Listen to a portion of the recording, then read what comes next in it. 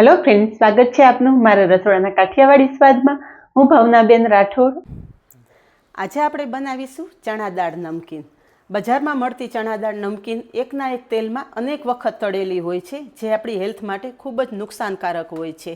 આજે જે આપણે ચણા દાળ નમકીન બનાવવાની છે ને, એ તેલમાં તળિયા વગર બનાવશું, જેથી હેલ્થની દ્રષ્ટિએ પણ ઉત્તમ છે. તો વિડીયો બિલકુલ સ્કીપ કર્યા વગર જોજો. વિડીયો પસંદ આવે તો વિડીયોને લાઇક, શેર અને સબસ્ક્રાઈબ કરી પાસે રહેલું બેલ પ્રેસ કરો, જેથી આવનારા નવા વિડીયો સૌથી પહેલાં આપને મળે. તો ચાલો બનાવીએ કોઈ વધારાની ઝંઝટ વગર એકદમ હેલ્ધી અને સ્વાદિષ્ટ ચણા દાળ નમકીન.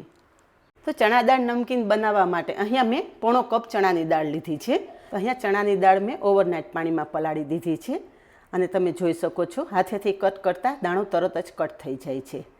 ઓવરનાઇટ ચણાની દાળ પાણીમાં પલાળ્યા પછી આ દાળને મેં 2 પાણીથી ફરી ધોઈ લીધી છે. આ રીતે તમે દાળને 2 થી 3 પાણીથી ધોઈ લેશો ને, એટલે દાળમાં બિલકુલ સ્મેલ નહીં આવે અને એકદમ ચોખ્ખી અને સ્વાદિષ્ટ તમારી ચણા દાળ નમકીન તૈયાર થશે.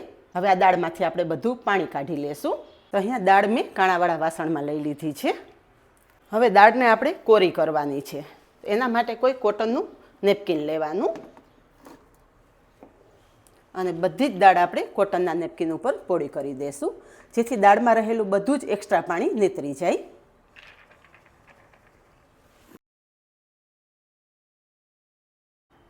દાળને આપણે કોઈ સૂકવવાની નથી, પણ દાળમાં રહેલું બધું જ એક્સ્ટ્રા પાણી આપણે કાઢી લેવાનું છે.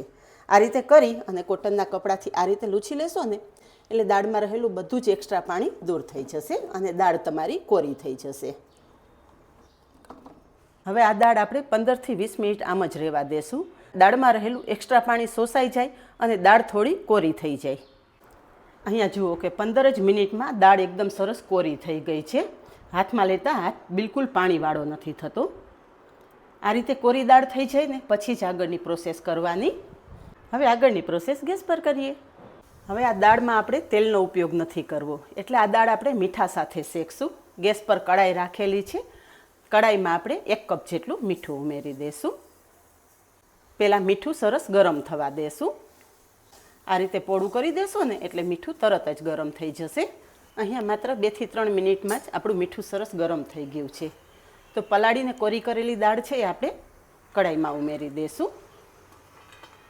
એક વખત મીઠું એકદમ સરસ ગરમ થઈ જાય ને, એટલે ગેસની ફ્લેમ મીડિયમ કરી દેવાની, નહીંતર દાળ ઉપરથી સેટાઈ જશે અને અંદરથી કાચી રહેશે. પરિણામે દાળ માત્ર થોડી જ વારમાં પોચી પડી જશે. એકદમ ક્રિસ્પી કરારી દાળ જોતી હોય ને, તો આ પ્રોસેસ ખાસ ધ્યાનમાં રાખવાની કે મીડિયમ ગેસ ઉપર જ આપણે આ દાળને શેકવાની છે.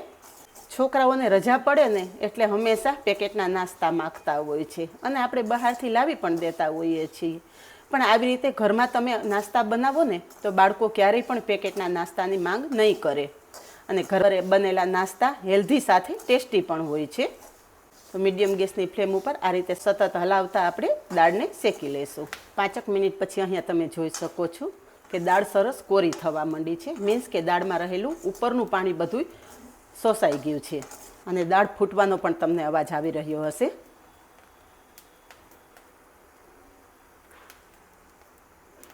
શેકાતી જશે ને, એટલે આ રીતે દાળ કોરી થવા માંડશે.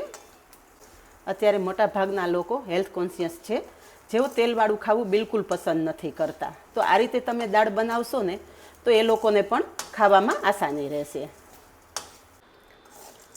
અહીંયા 6 થી 7 મિનિટમાં દાળ એકદમ સરસ શેકાઈ ગઈ છે, અને બધા જ દાણા એકદમ ફૂટી ગયા છે. દાળ શેકાઈ એટલે 2 થી 4 દાણા આપણે એક પ્લેટમાં કાઢી અને થોડી વાર ઠંડા થાય ને પછી ચેક કરી લેવાના. જો દાણા ક્રિસ્પી થયા હોય ને, તો દાળ થોડી ઠંડી થશે, એટલે જ તમને આઈડિયા આવશે કે દાળ એકદમ શેકાઈ ગઈ છે કે કાચી છે. તો અહીંયા પ્લેટમાં નાખતા અવાજ પણ તમે સાંભળી શકો છો. એકાદી મિનિટ દાળ ઠંડી થાય ને પછી આપણે દાળ ચેક કરી લઈએ.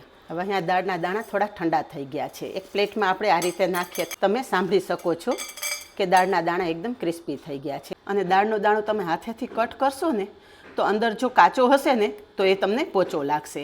પણ આ દાણા એકદમ કટ થઈ જાય છે અને અંદર એકદમ શેકાઈ ગયા છે. મીન્સ કે આ દાળના દાણા આપણા પરફેક્ટ તૈયાર થઈ ગયા છે. હવે શેકાયેલી દાળ એક્સ્ટ્રા મીઠું કાઢી અને એક પ્લેટમાં લઈ લેશું. શેકાયેલી દાળ મેં ચાયણીમાં લઈ અને એક્સ્ટ્રા બધું જ મીઠું હતું એ કાઢી લીધું છે. હવે આ દાળ સાથે મસાલા કરી લેશું.